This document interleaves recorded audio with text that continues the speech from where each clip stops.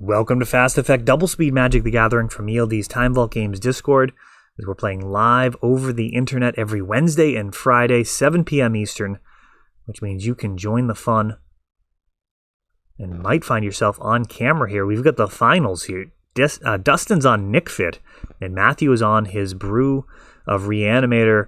Actually, not that far off from what people used to play. It's kind of a brew now, but this was the standard for Reanimator. Having access to Daze and Force of Will is no longer part of the core expectation when you're playing against Reanimator. It's usually Dark Ritual, a little bit faster. Now, I've got Dustin down as Nick Fit here, but looks like he played a Mox Opal and a City of Traders, so perhaps it's going to be some type of Stompy deck? Based off the playmat, I would have guessed like mono red Stompy. City of Traders into another City of Traders. And a Mystic Forge. And this is looking like some type of Stompy.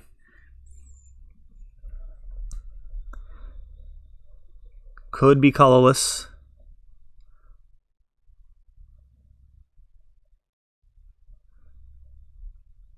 Force of Will stops that card, which threatened to pretty much just win the game on the spot.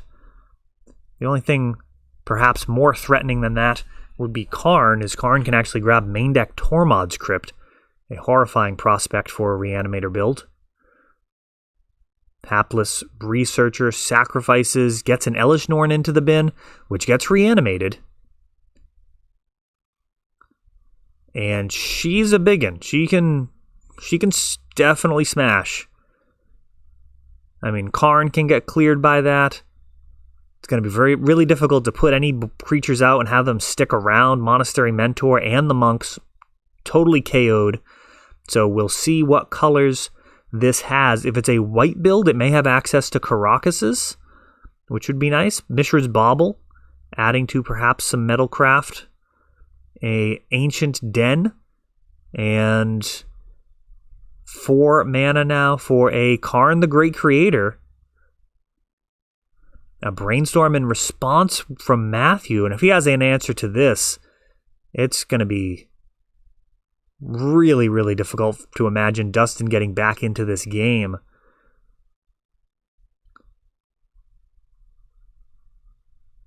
Karn's going to be able to tick up, presumably grab like an Ensnaring Bridge. We'll see what he grabs. And that does actually look like a 7th edition Ensnaring Bridge, I believe. Karn will not be around for long, though, as Elish Norn going to be able to get in there. Oh, but Thoughtseize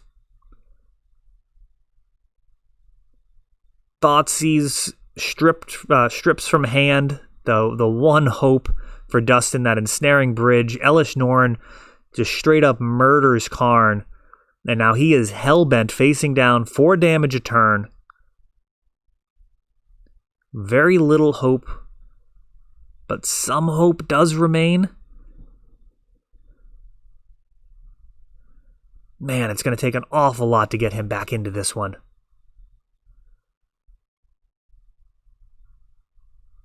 I don't even know if he has enough turns. He has to draw like multiple Karns, one of them to grab a Tormod's Crypt himself, then use the other one to go get the Ensnaring Bridge back. I mean, this is no bueno. And Entomb will likely just hasten Dustin's demise, which is kind of a mercy at this point, as he has slim to no hope. And Matthew actually grabbing Gristlebrand.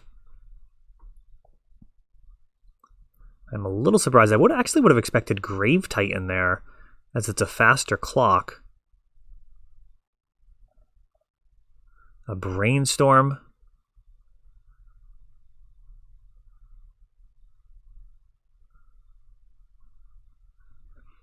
Verdant Catacombs, if he has access to the Reanimate spell. He does not. End step, he's going to be able to fetch. Give himself a fresh draw towards an Exhume or Animate, anything like that.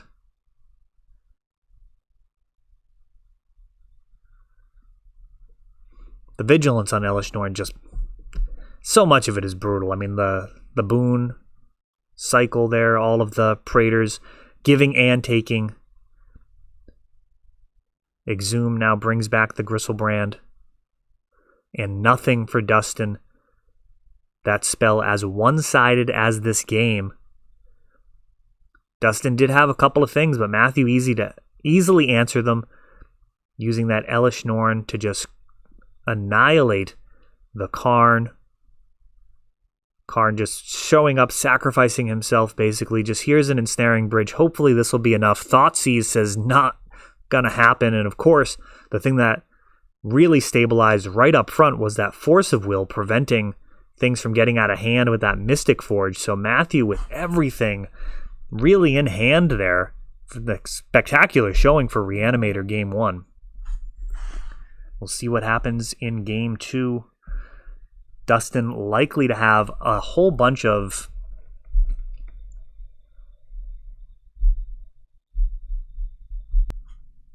updated that Karn Forge. Looks like could be Bomberman. We have yet to see Salvagers or Lion's Eye Diamond. We did see Ancient Den, so we know there's some white in there. So Bomberman might be a better guess. We'll see. Either way, definitely not Nick Fit. Which is good for us, as I feel like Nick Fit's probably not much of a matchup for Reanimator. There's a Lion's Eye Diamond. A Pithing Needle. Dustin responds.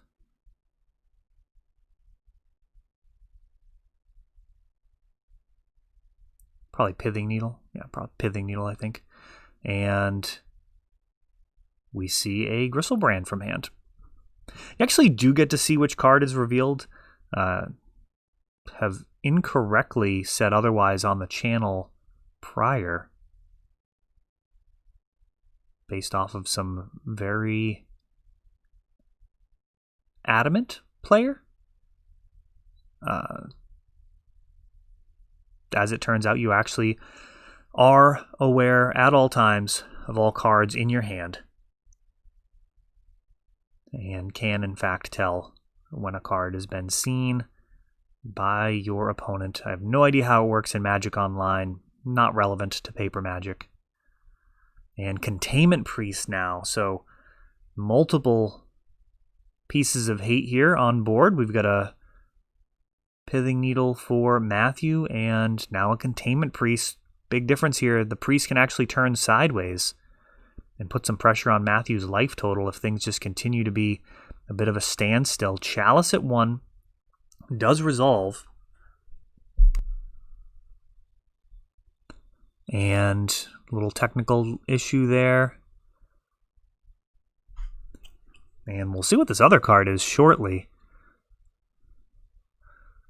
A little bit of glare on it. It's Cast with a Cavern. Abrupt Decay takes out the Containment Priest.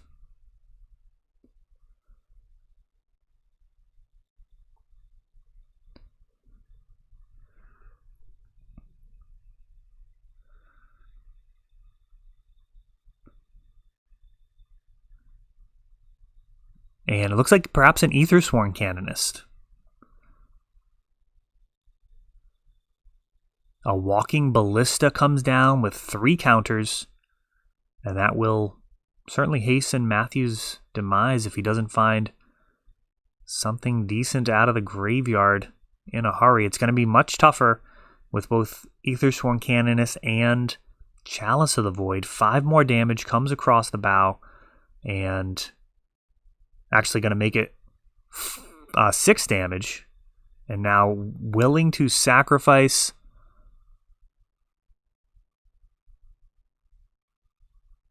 Lion's Eye Diamond, discarding the hand to push through 7 damage with 5 counters on there. And it looked like Salvager's actually being discarded there, which would have been infinite mana, but would have opened up Dustin to potential counterspell issues.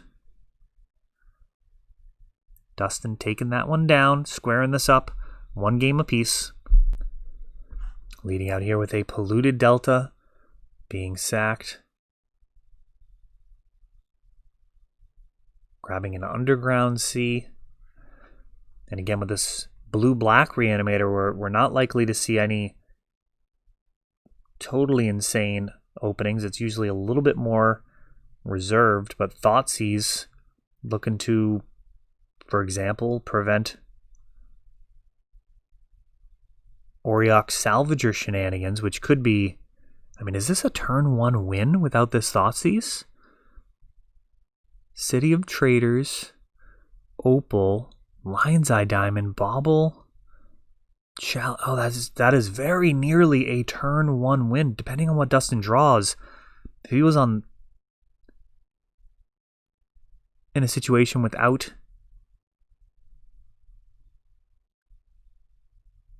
a Thoughtseize, he could have potentially won on the first turn.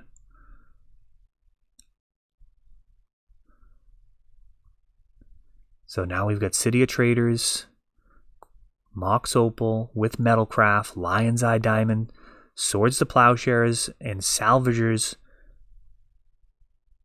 online.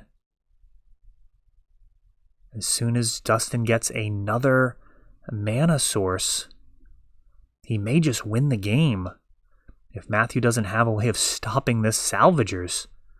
He's brainstorming. Bauble is going to get an extra card. So he'll have 2 cards during his turn. He's going to need another artifact to get Metalcraft back. Very crucial. This is his only source of white mana.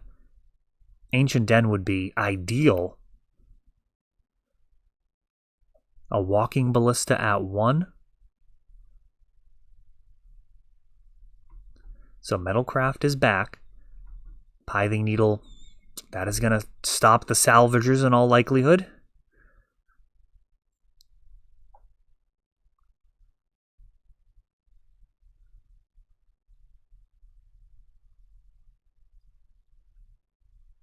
Karn, the Great Creator, hits a Force of Will, pitching Show and Tell. A card that you'd really need to be concerned about with a build like this of Reanimator. Able to totally sidestep Graveyard Hate because of it. And we've got an Entomb during the end step.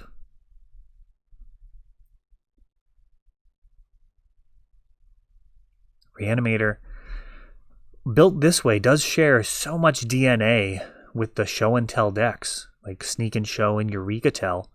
Very often able to Show and Tell in post board, a Gristlebrand, draw a ton of cards, and if not win the game on the spot, just create an unwinnable situation for your opponent. Bauble.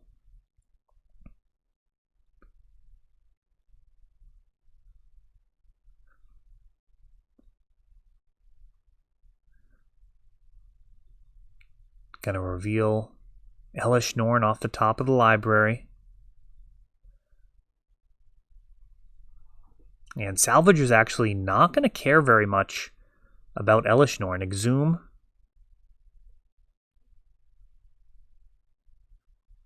Oh, this is so close to making just an absolutely insane play if it wasn't for these Pithing Needles.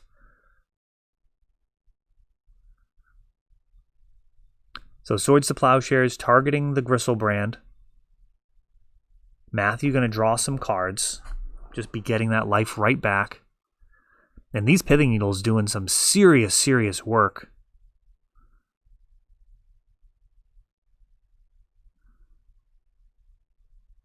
This could have been really an interesting response to be able to sacrifice Lion's Eye Diamond to get Salvagers into the graveyard.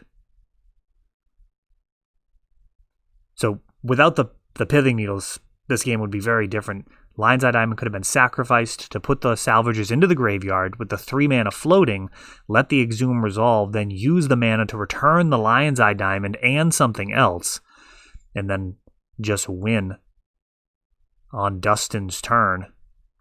Be absolutely devastating. Instead, Matthew in commanding control right now with a Gristlebrand, able to attack, gain life, potentially counter any type of spells that Dustin might have that could threaten to upset this balance, but I mean, balance isn't even the right word. Matthew's just winning from here on the back of Gristlebrand and these Pithing Needles.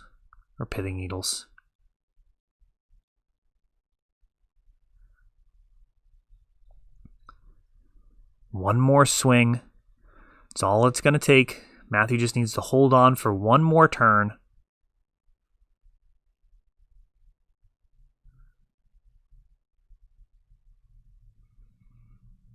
Yeah, not a card that you often see multiples of anymore. I feel like you randomly see like a singleton Pithing Needle in people's sideboards. It used to be played of as multiples.